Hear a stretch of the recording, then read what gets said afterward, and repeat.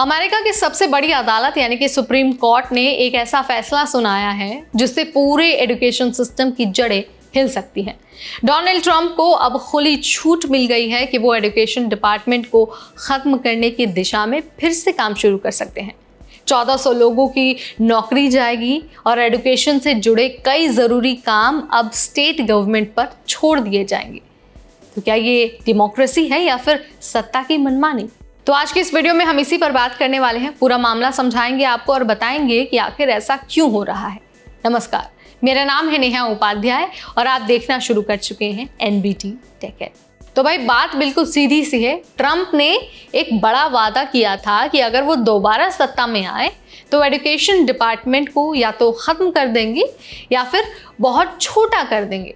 उन्होंने योजना बनाई कि करीब 1400 कर्मचारियों को निकाला जाएगा, लेकिन जब उन्होंने ऐसा करना शुरू किया तो अदालतों ने इसे रोक दिया। एक फेडरल जज ने कहा कि यह फैसला एजुकेशन सिस्टम को क्रिपल यानी कि लकवा मारने जैसा होगा। उन्होंने ट्रंप की छूट पर रोक लगा दी थी, लेकिन अब सुप्रीम कोर्ट ने उस रोक को हटा दिया है और अब ट्रंप फिर से वही योजना आगे बढ़ा सकते हैं, यानी कि छटनी और एजेंसी को बंद करने का जो प्रोसेस है वो फिर से चालू हो सकता है। ये फैसला आया है इमरजेंसी अपील के जरिए, जिसे शैडो डकेट कहा जाता है। मतलब बिना सुनवाई, बिना ज्यादा बहस के कोर्ट ने आदेश पलट दिया है। तीनों लिबरल जज सोनिया, केतांजी और एलेना जज ने साफ साफ कहा कि जब सरकार खुलेआम कहती है कि वो कानून तोड़ेगी तो अदालतों की जिम्मेदारी होती है कि वो उसे रोके, ना कि उसे और तेजी से करने दिया जाए। लेकिन बहुमत ने ट्रंप को हरी झंडी दे दी है। अब बात कर लेते हैं इस फैसले की असर की। तो देखिए, 1400 कर्मचारी जो मार्च से पेड लीव पर थे, अब उन्हें पूरी तरह से निकाला जा सकता है। मतलब जो काम ये लोग करते थे वो या तो स्टेट गवर्नमेंट पर छोड़ दिया जाएगा या फिर शायद उसे कंप्लीट ही नहीं किया जाएगा। और ये सिर्फ नौकरियों की बात नहीं है, बल्कि ये स्पेशल एजुकेशन की निगरानी करेगा कौन, इस पर भी सवाल है।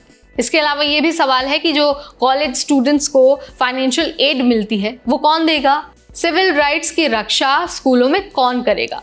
अब देखिए, ये सब जिम्मेदारियां एजुकेशन डिपार्टमेंट निभाता था, लेकिन अब ये सारे काम या तो अधूरे रह जाएंगे या फिर किसी और पर डाल दिया जाएगा। ट्रंप ने फैसला आने के बाद अपने सोशल मीडिया पर लिखा कि ये माता पिता और स्टूडेंट्स की बड़ी जीत है। अब हम एजुकेशन का कंट्रोल वापस स्टेट्स को दे सकेंगे। एजुकेशन सेक्रेटरी लिंडा मैकमैन ने भी कहा कि प्रेसिडेंट को यह अधिकार है कि वो एजेंसियों की जो स्ट्रक्चरिंग है और जो स्टाफिंग का फैसला है वो कर सकते हैं। लेकिन सवाल ये है कि क्या ये सिर्फ स्ट्रक्चर बदलना है या फिर पूरे एजुकेशन सिस्टम को तबाह करना। 2 केस फाइल किए गए हैं। एक है मैसेच्यूसेट्स के स्कूल जिलों और शिक्षक संगठन की तरफ से, वहीं दूसरा 21 डेमोक्रेटिक अटॉर्नी जनरल्स की तरफ से ये किया गया है।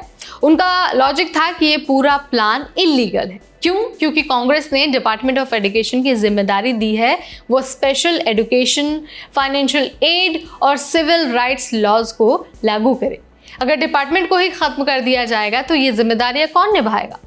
डेमोक्रेसी फॉरवर्ड नाम की संस्था की प्रेसिडेंट ने कहा कि बिना किसी बहस या फिर लॉजिक के कोर्ट ने हमारे बच्चों की शिक्षा के अधिकार को कमजोर कर दिया है। और अब जब ट्रंप को सुप्रीम कोर्ट से हरी झंडी मिल चुकी है तो सवाल ये उठता है कि क्या अब देश की एजेंसियां नेताओं की मर्जी से चलेंगी? क्या ऐसा फैसला देश भर के स्टूडेंट्स, टीचर्स और पेरेंट्स के भविष्य को नुकसान नहीं पहुंचाएगा? और क्या बाकी एजेंसियों के साथ भी यही होने वाला है? अब आपकी बारी है। आप मुझे कमेंट के जरिए बता सकते हैं कि क्या ट्रंप का ये कदम सही है? क्या एजुकेशन जैसे सेक्टर को स्टेट गवर्नमेंट के भरोसे छोड़ना ठीक होगा? और क्या सुप्रीम कोर्ट का ये फैसला लोकतंत्र को कमजोर करता है? जो भी आप मानते हैं, let me know in the comment section. इस वीडियो में फिलहाल इतना ही। तब तक मुझे यानी नेहा को दीजिए इजाजत। Keep watching NBT Tech add.